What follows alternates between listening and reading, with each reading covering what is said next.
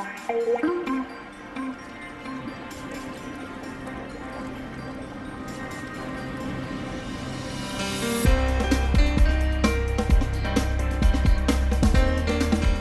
Internet, and welcome to my channel.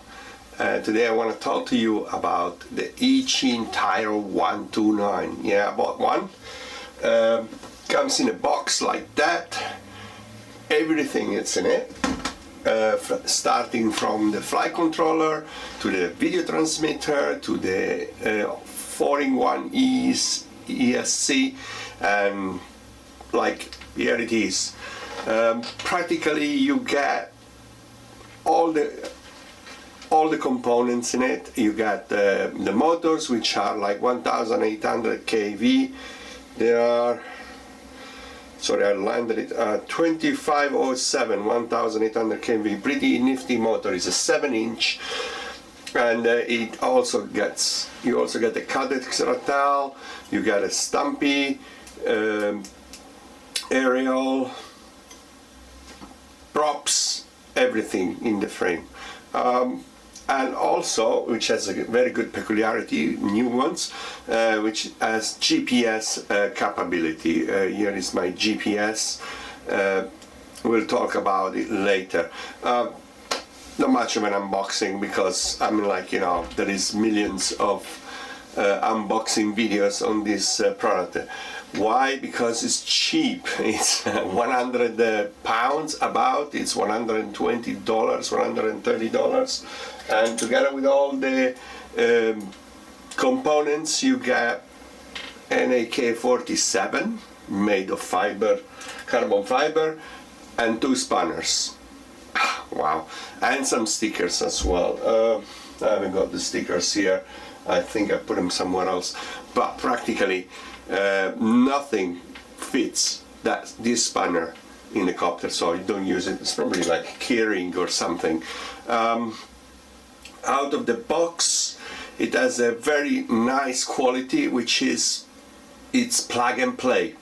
So every single component, starting from the ESC to the flight controller to the VTX, are all connectable with a connector which is furnished, which is given in the box, GPS, everything, and it goes straight into the flight controller with a simple micro JST. I think it's a J3 or something like that, and that's it. So very fast build. There are 5 or 6 very good build videos I found online. Of course, there are some peculiarity, like for example, in the manual, which is practically useless from Ichin, the GPS, it's put behind here, behind the actual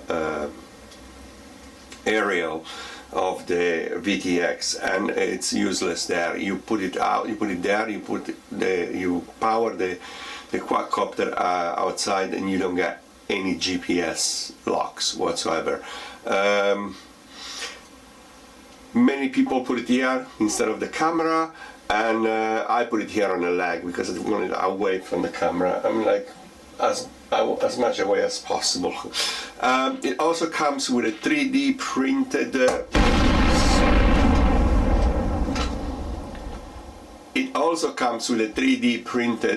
adapter for a session or a Runcam 5 or Fox Sears, whatever you can do, boxed like a cube type of things. I don't have such a camera. I like to put stabilized cameras on my quad. It's a 7-inch, it's a long range one, so I prefer to have my SJ7 Star on it. Also because I don't have any other camera. Very easy, very nicely done. And the receiver doesn't come with it. You have to put your own receiver. I put in a Far Sky RM9, a long range UHF receiver. What else to say? Not much. It's pretty much of a very easy build. The VTX has smart audio capability. If you connect to the data part of the VTX, you can have like a cable going to TX3, and you got smart audio in it. I suggest you to do that because the VTX that comes with it has like a button, and you have to press it 1 time, 2 times with 3-second intervals and 20 seconds intervals. So it's just absolutely here in UK we say balderdash. It's just like you press this button forever and you don't know which kind of power you have, which kind of channel you are on. It's kind of LEDs, LEDs, and they don't tell you exactly what you want to know, and not fast enough if you are in the field. So smart audio, I would suggest, is best in this case. It's faster and it's easy. What else I can say? Oh yeah, the GPS is just there maybe because they're starting to explore the GPS capability in beta flight. Frankly, I wouldn't use it unless you are in a very open space and you actually want to calibrate this return to home. Out of the box is programmed to drop. So I don't know what's the use of the GPS if you do rescue and it drops down dead. Mostly I think is used for finding out how far away you are from yourself, being a long-range machine. It has an arrow that points at you, which is very on the OSD, which is very good, and you could also bear on the OSD GPS coordinates in case you want to find it. It has no buzzer, so forget it if you just lose it somewhere, or if your VTX just conks out, then it's gonna be a bit more difficult for you to find out where it is, unless you have a TBS transmitter on it that will give you the coordinate directly on your transmitter. What else? Well, 106, 107 pounds. It's a bargain. You cannot resist to it actually if you are like a cheapskate like I am, and so I bought one. I think it's good. It's a good experience to actually get the whole quad build. It's a fast build and it is great. The maiden was uneventful, as you can see on the OSD.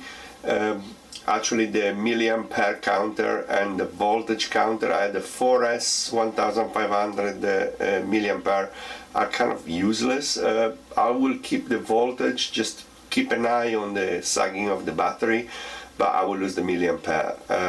But the GPS works, you got an artificial horizon on it, you got your RSSI on it, which is good, and yeah, kind of like well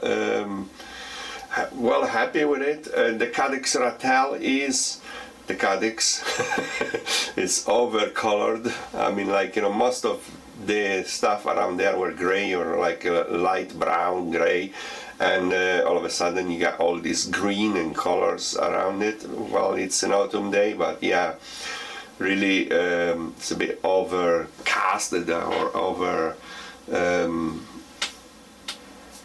like censored, I would say, but it's good. You see where you're going, and it's like at the end of the day, for 100 and a little bit more than 100 pounds, that's all you can actually get. Yeah, it flies well. Hopefully the VTX is gonna last, because that's the last thing that you want to have going in case of a crash. And actually thinking about it, I'm probably gonna change it with an AKK VTX because they are a bit more reliable than this EG one. Although it's doing a good job as well. As you can see, I have it on 500 milliwatts and I did not get one bit of static out of like the half a kilometer range I had on it. That's all it is. Well, I hope you enjoyed it.